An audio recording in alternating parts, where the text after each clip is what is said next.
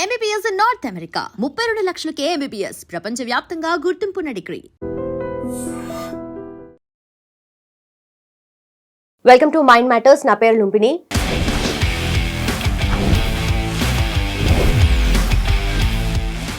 అమ్మాయిలు జాగ్రత్తగా ఉండాలి, ఇది అందరూ చెప్తారు, అందరూ వింటారు. కానీ అబ్బాయిలు కూడా, అది కూడా చిన్న పిల్లలు కూడా జాగ్రత్తగా ఉండాలి అనేది హెచ్చరికగా మారబోతుంది. 5 ఏళ్ల చిన్న బాబుని రేప్ చేసి చంపేశారు. ఈ ఘటనని అసలు మనం ఏ కోణంలో చూడాలి? అసలు ఆ చేసిన దుర్మార్గుడు, వాడి మైండ్ సెట్ ఎలా ఉంది? రేపొద్దున ఇలాంటివే జరుగుతూ ఉంటే తల్లిదండ్రులు ఎంత జాగ్రత్తగా ఉండాలి? అండ్ బయట పిల్లలకి పంపాలి అంటే కూడా ఒక రకమైన ఒక ఆందోళన కానీ ఇలాంటివన్నిటివి మైండ్లోకి వస్తూ ఉంటాయి కదా. అసలు ఎలా జరిగింది, ఏంటి, దీన్ని మనం ఎలా చూడాలి? డిస్కస్ చేద్దాం. ఈ రోజు మనతో పాటున్నారు ప్రముఖ motivational speaker and family counsellor Vijaya Bangar garu. ఆవిడతో మాట్లాడదాం. అమ్మా నమస్తే. దీని గురించి మనం మాట్లాడాలంటే కూడా మనమంతా అసలు సిగ్గుతో తల వంచుకోవాలో లేకపోతే బాధతో మనము తల వంచుకోవాలో తెలియట్లేదండి.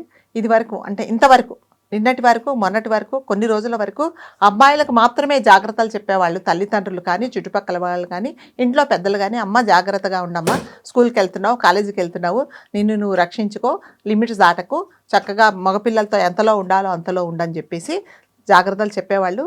సరే, అది పాటిస్తున్నారా పాటించడం అనేది అమ్మాయిల ఇది. ఇప్పుడు ఏమిటంటే కొత్తగా అంటే ఇది ఫస్ట్ కాదండి, ఇది వరకు కూడా జరిగింది.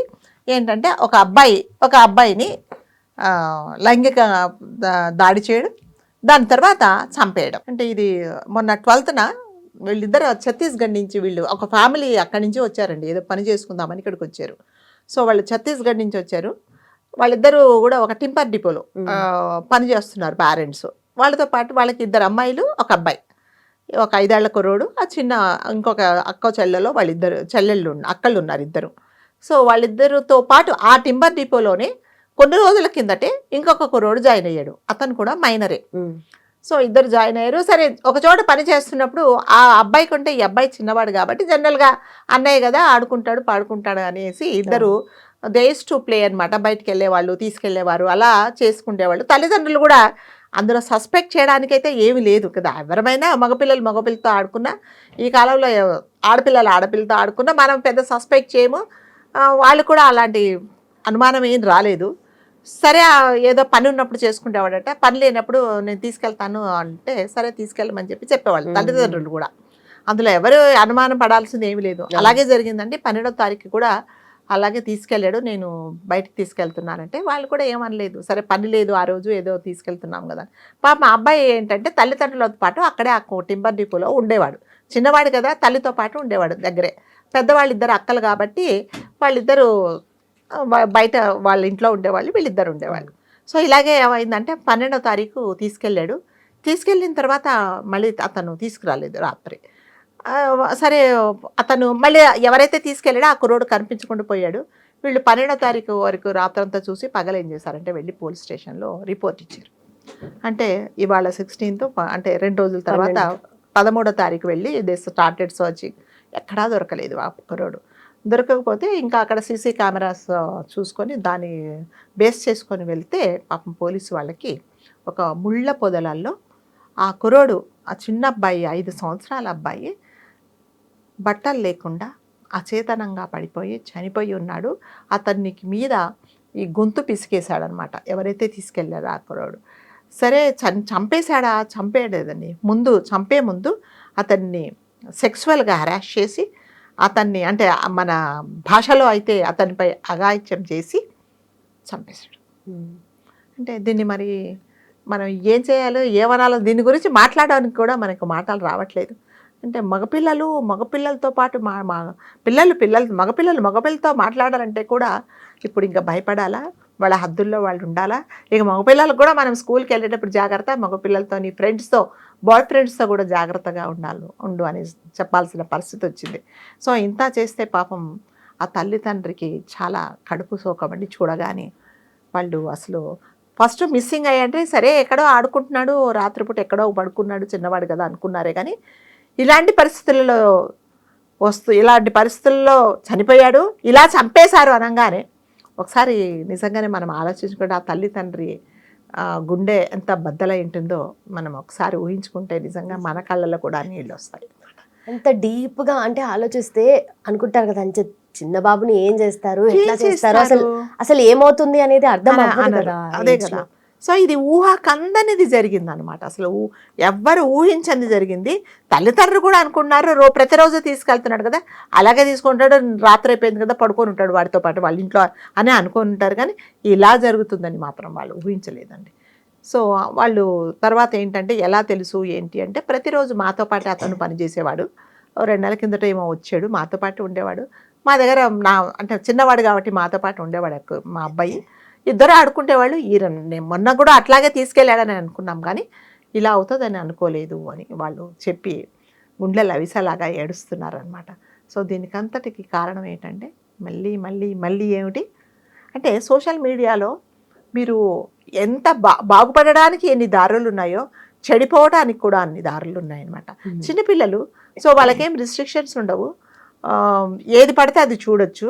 అంటే తల్లిదండ్రులు దాన్ని లాక్ చేయాలి అనే ఎడ్యుకేషన్, అంటే వాళ్ళు ఆ పరిస్థితులలో ఎడ్యుకేషన్ అంత ఉండకపోవచ్చు వాళ్ళకి, వీళ్ళు ఏదో చూస్తారని పెద్దవాళ్ళు ఎవరు లాక్ చేసేయట్లేదు. పెద్దవాళ్ళు లాక్ చేసినా కూడా పిల్లవాళ్ళకి మనం పాస్వర్డ్ మర్చిపోతున్నాం కానీ వాళ్ళు చక్కగా ఓపెన్ చేసుకుంటున్నారు. కాబట్టి దీనికి అంతటికి కారణం మళ్ళీ సోషల్ మీడియాలో. అంటే పిల్లల ఆలోచనలు ఎలా పోతున్నాయి, ఎలా ఆలోచిస్తున్నారు, వాళ్ళు ఏ విధంగా అంటే మంచిని చూడకుండా ఇలాంటి చెడు ఆలోచనలు చేసేసుకొని, అంటే చంపడం అనేదే ఒక పెద్ద నేరం అండి. తీసుకెళ్ళి ఇంకొక అంటే ఒక మనిషి ఒక సేమ్ జెండరు అలా చేశాడు అంటే చంటి పిల్లవాడు, వాడికి ఏం తెలుసండి, బిస్కెట్స్ ఇస్తానని తీసుకెళ్ళాడు. వాడు నిజంగా చనిపోయేటప్పుడు వాడు వీడి మీద నిజంగా పడి ఆ విధంగా చేస్తున్నప్పుడు నిజంగా ఆ అబ్బాయి ఎంత నరకం అనుభవించాడో మనము అనుకుంటే మాత్రం మనకి అసలు వర్ణాతీతం ఆ బాధ అనేది. సో అలా చేశాడు అని అంటే ఇదేంటికంటే కారణము మగపిల్లలే కాదు, ఆడపిల్లలు కాదు, ఎవరైనా సరే ఆ యూట్యూబ్లో చూడడము, ఇవన్నీ నేర్చుకోవడము, ఇవన్నీ ఎలా ఇంప్లిమెంట్ చేయాలని ఆలోచించుకోవడం అన్నమాట. సో తల్లిదండ్రులు కూడా మరి ముఖ్యంగా అంటే వీళ్ళకి విషయంలోనే కాదండి, ఈ తల్లిదండ్రులు కూడా పిల్లలను అసలు వీళ్ళు ఏం చూస్తున్నారు, చదువుకు సంబంధించి ఏమైనా చూస్తున్నారా, వేరేది ఏమైనా చూస్తున్నారా, వీళ్ళు చూసిన దాని వల్ల వాళ్ళ లైఫ్లో ఎంత ఎఫెక్ట్ అవుతున్నది, తర్వాత దానివల్ల సొసైటీకి ఏమి నష్టం జరుగుతుంది, వీళ్ళు ఎంత చెడిపోతారని ఆలోచించుకోవాల్సిన బాధ్యత కంపల్సరీగా తల్లిదండ్రుల మీదే ఉందండి. అంటే మా చిన్నప్పుడు ఇదివరకు ఇట్లాంటివన్నీ ఏమి లేవు, సోషల్ మీడియాలు లేవు. మీరు ఒక సైకిల్ మీరు దాన్ని యూజ్ చేయాలా, సైకిల్ తొక్కాలంటే కూడా దానికి ఒక లైసెన్స్ ఉండేది. లైసెన్స్ రెన్యువల్ చేసుకుంటే కానీ సైకిల్ తొక్కడానికి లేదు. దానికి ఒక లైట్ ఉండేది. అంటే నేను ఎందుకు చెప్తానంటే ఆ పాతకాలంలో అంత డిసిప్లిన్గా ఉండేవారు. ఒకళ్ళు మీరు ఏదన్నా ఒకటి యూజ్ చేస్తారు, ఆ యూజ్ చేసిన దాన్ని మీరు పబ్లిక్లోకి తీసుకెళ్తున్నారు అంటే దానికి అన్ని విధాలా కరెక్ట్గా ఉంటేనే ఉండేదన్నమాట. ఒక రేడియో మీకు ఉండాలి అంటే ఆ రేడియో కూడా మీకు లైసెన్స్ ఉండేది. కావాలంటే మీ తల్లిదండ్రులను అడగండి అలా ఉందో లేదో, అలాంటివి ఉండేవన్నమాట. ఇప్పుడు దేనికి ఏమున్నాయి చెప్పండి, దేనికి ఏం లేదు. ప్రతి ఒక్కడి ఫోన్లో, ప్రతి ఒక్క చేతిలో ఫోను. ఆ ఫోను ఎన్ని విధాల నానాక విధాలుగా ఉపయోగించి ఎన్ని విధాలుగా చెడిపోవాలో, ఎన్ని విధాలుగా సమాజాన్ని భ్రష్టు పట్టించాలో, ఎన్ని విధాలుగా సొసైటీకి హామ్ చేయాలో అది నేర్చుకుంటున్నారే తప్ప నిజంగా సోషల్ మీడియాలో, యూట్యూబ్లో కానీ ఎందులో కానీ సోషల్ మీడియాలో మనం బాగుపడడానికి చాలా దారులు ఉన్నాయండి కదా. అంటే మీరు అన్నట్టుగా అప్పట్లో రెగ్యులేట్ చేసేవాళ్ళు, ప్రతిదీ మానిటర్ చేసేవాళ్ళు. ఇప్పుడు అంత లేదు, విచ్చలవిడితనం ఎక్కువైపోతుంది. దానివల్లే అంటారా? దానివల్లే, 100% దానివల్ల. ఎవరు మానిటర్ చేసేవాళ్ళు లేరు, ఏమీ లేదు. ఒకవేళ తల్లిదండ్రులు పాపం నాలాంటి తల్లి ఏం చేస్తున్నావు అనగానే ఏదో చదువుకుంటున్నాను నీకెందుకు, ఇదిగో మా ఈరోజు స్పెషల్ క్లాస్ ఉంది, మా అదేంటి యూట్యూబ్లో చూసి నేర్చుకోమన్నారు అని కూడా చెప్తున్నారు. పాప కొంతమంది అమాయకమైన తల్లిదండ్రులు నిజంగానే అనుకొని వాళ్ళ జోలికి వెళ్ళట్లేదు. ఒకవేళ స్ట్రిక్ట్గా లాక్ చేసి ఇచ్చినా కూడా దాన్ని లాక్ చేసే టెక్నిక్స్ అని పిల్లలకు తెలిసిపోతున్నాయి. మనం మర్చిపోతాం కానీ వాళ్ళు పాస్వర్డ్స్ ఏమి మర్చిపోవటం లేదు. కాబట్టి ప్రతి ఒక్క తల్లిదండ్రి కూడా పిల్లల్ని ఎలా పెంచుతున్నాము అంటే చదువు అనేదే ఇంపార్టెంట్ కాదమ్మా. చదువుతో పాటు సంస్కారం ఉండాలి. చదువు స్కూల్లో నేర్పిస్తారు. సంస్కారము, నలుగురితో ఎలా ఉండాలి, మనం అంటే పిల్లలతో మనం ఎలా ఫ్రెండ్షిప్ చేయాలి, ఏది చెయ్యాలి ఏది చేయకూడదు అనేది నేర్పించాల్సింది కంపల్సరీగా తల్లిదండ్రే ఫస్ట్ మొదటి గురువు. తండ్రి కంటే తల్లే మొదటి గురువు. అంతే. వాళ్ళు ఏదో ఏదైనా చేస్తే కొంతమంది తండ్రులు చాలా గ్రేట్గా ఫీల్ అవుతారు అనమాట. తల్లి మా వాడండి, వాడికి 12 ఏళ్ళేనండి, స్కూటర్ ఎంత నడిపిస్తాడు అనుకున్నారు, ఎంత స్పీడ్గా అది తప్ప ఒప్ప, దానివల్ల వాడి ప్రాణానికి హాని. రోడ్డు మీదకి తీసుకెళ్తే వాడు ఎవరినన్నా గుద్దుతాడా?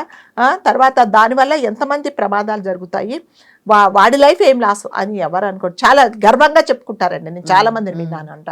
మా వాడికి అసలు కాళ్ళు కూడా అనవండి, వాడు ఎంత స్పీడ్గా నడిపి నన్ను తీసుకెళ్తాడండి స్కూల్కు, నన్ను బస్ స్టాప్కి తీసుకెళ్తారని చెప్తున్నారు. కానీ అది నిజంగా తప్ప కాదా అనేది ప్రతి తల్లి ప్రతి తండ్రి ఆలోచించుకోవాల్సింది. అంటే ఏ ఏజ్లో మీరు వెహికల్ నడిపించాలి అనేది కూడా మీరు పిల్లలకి ఎడ్యుకేట్ చేయట్లేదు. వాడు నడిపిస్తున్నాడంటే వీళ్ళు గ్రేట్గా ఫీల్ అవుతున్నారు. అంటే ఇది just I'm telling you one example. వీటన్నిటి మూలాన ఏమిటంటే విచ్చలబెడతాను అనమాట. పిల్లలకి ఏదన్నా చేయొచ్చు. రోడ్డు మీదనండి ఎంత ర్యాష్గా వెళ్తారంటే వాళ్ళు అసలు కాళ్ళు కూడా అందవు. ఇద్దరు ముగ్గురు కూర్చొని వెళ్ళిపోతూ ఉంటారు. దానివల్ల ఎవరికండి నష్టం? అంటే ఇప్పుడు ఇది జరిగింది కూడా నిజంగా అస్సలు ఇలాంటి మీరు ఒక్కసారి ఆలోచించి, సోషల్ మీడియా లేదు, యూట్యూబ్ లేదు, ఏమీ లేదు. నిజంగా ఈ కుర్రాడు ఆ పని చేసేవాడా? అసలు ఏమీ లేదండి. అబ్బాయికి ఏమీ తెలియదు. మైనరే అబ్బాయి కూడా, ఒక 17 ఏళ్ళో 16 ఏళ్ళో 14 ఏళ్ళో. నిజంగా ఇలాంటివన్నీ ఏమీ చూడకపోతే, ఇలాంటి వాటి మీద ఇతనికి అంటే ఇంప్రెస్ అవ్వకపోతే ఇలా చేసేవాడా? తెలియదు కదా, అసలు ఏమిటో తెలియదు. వీటన్నిటికి మూల కారణం ఏంటి? ఇదే ఈ సోషల్ మీడియానే. అంటే నన్ను అడిగితే మాత్రం దీంట్లో కూడా కొన్ని రిస్ట్రిక్షన్స్ ఉండాలి. ఏది చూడాలి, ఏది చూడకూడదు, ఏ ఏజ్ వాళ్ళు దీన్ని యూజ్ చేయాలనేది. లేకపోతే మాత్రము ఇలాంటి దారుణాలు జరుగుతూనే ఉంటాయండి. ఒక అబ్బాయి మీద పడి రేప్ అఘాయిత్యం చేసి అతన్ని చిత్రహింసలు చేసి మళ్ళీ అది ఎక్కడ బయటపడుతుందో, వీడు బయటకు వచ్చి పోతాడో, బయటకు వచ్చి చెప్తాడో అని అతన్ని చంపడం అనేది ఎంత క్రూరత్వం అంటే, చేసింది నేరం, ఆ నేరాన్ని కప్పిపుచ్చుకోవడం ఇంకొక నేరం చేసేసి తల్లిదండ్రులకు ఈరోజు కడుపు సోకాన్ని మిగిలిచ్చాడు. అంటే దానికి అంత కారణం నిజంగానే సోషల్ మీడియా. విచ్చలవిడితనం, దేని మీద కంట్రోల్ లేకపోవడం అన్నమాట. కాబట్టి ప్రతి ఒక్కరికి మనం మీడియా ద్వారా ప్రతి ఒక్కరికి అప్పీల్ చేయడం ఏంటంటే, దయచేసి మీ పిల్లలు ఏం చేస్తున్నారు, అంటే ఎంతవరకు అవసరమో వాళ్ళు చూసే యూట్యూబ్లో కానీ వేరేది కానీ ఒకసారి మీరు కూడా చూడండి. మీ పిల్లలు ఏదో తప్పు సో అదేంటి వెహికల్ నడిపితే అదే పెద్ద గ్రేట్గా ఫీల్ అవ్వకండి. ఎవరినన్నా పెద్దవాళ్ళని ఎదిరించి మాట్లాడితే, మా వాడిది ఎవరిని లెక్క చేయడండి, ఎవరినైనా ఇలా మాట్లాడతాడంటే కూడా చాలామంది తల్లిదండ్రులు అది ఎంతవరకు కరెక్టు, పెద్దవాళ్ళకి రెస్పెక్ట్ ఇస్తున్నారా లేదా అనేది కూడా ప్రతి ఒక్కరూ ప్రతి ఇంట్లో తల్లిదండ్రులు నేర్పించాలి. అట్లాగే దీని ద్వారా మనం తెలుసుకోవడం ఏంటంటే, మగపిల్లలు కూడా జాగ్రత్తగా ఉండండి. ఎవరితో స్నేహాలు ఎంత చేయాలో అంతనే చేయండి, ఎవరిని నమ్మకండి అని మాత్రం మనం చెప్తాం. కానీ తెలిసిపోతుంది ఇలాంటి వాళ్ళు కొంచెం డిఫరెంట్ గా బిహేవ్ చేస్తేనే, అబ్జర్వ్ చేస్తే కొంచెం ఐడియా వస్తుంది కాబట్టి మనకు కూడా. అండ్ ఆల్సో ఇప్పుడు మేడం మీరు అన్నట్టుగా సోషల్ మీడియా వల్ల, మొబైల్ ఫోన్ వల్ల అని అన్నారు, టెక్నాలజికలీ చూసుకుంటే మనం ఇంకా ముందుకి వెళ్తూనే ఉంటాము, డెఫినెట్లీ వెళ్తాము. మరి ఆ లెక్కన మనం తీసుకోవాల్సిన జాగ్రత్తలు కూడా పెరగాలి. అదేనండి నేను చెప్తున్నా. ఏదైనా సరే ప్రాపర్ గా యూజ్ చేస్తే మనం నిజంగానే ఇంకా చాలా ముందుకెళ్తాం. కానీ దాన్ని ప్రాపర్గా ఎంతమంది యూజ్ చేస్తున్నారు చెప్పండి. దానివల్ల నిజంగానే ప్రతి ఒక్కరి చేతిలో ఇద్దరు ఫ్రెండ్స్ కలిసారనుకోండి అమ్మా, ఇద్దరు మాట్లాడుకుంటారా? మాట్లాడుకోరు. ఎవడు యూట్యూబ్ వాడు తీసుకుంటాడు, ఎవడి ఫోన్ ఆడు చూసుకుంటాడు. మరి మీ ఇద్దరు కలుసుకోవడం ఎందుకు? మీరు ఎక్కడైనా చూడండి, బస్ స్టాప్లలో కానీ ఫ్రెండ్స్ దగ్గర కానీ ఏ హోటల్లో కూడా ఎవరితో మాట్లాడుకోరు. ఎవరి ఫోన్లో వాళ్ళు చూసుకుంటూ ఉంటారు. లేకపోతే ఒక ఫోన్ మీద నలుగురు పడి చూస్తారు. మరి ఇంకా ఎక్కడ మంచి మాటలు మాట్లాడుకుండేది, మంచి విషయాలు షేర్ చేసుకుండేది ఏముంటుంది చెప్పండి? అంతసేపు వచ్చి వాడు చూసింది ఈ దరిద్రాన్ని వీడికి చూపిస్తాడు అనమాట. అందుకని మీరు అన్నట్టుగా సోషల్ మీడియాలో చూసినందువల్ల పాడైపోతారని చెప్పట్లేదు.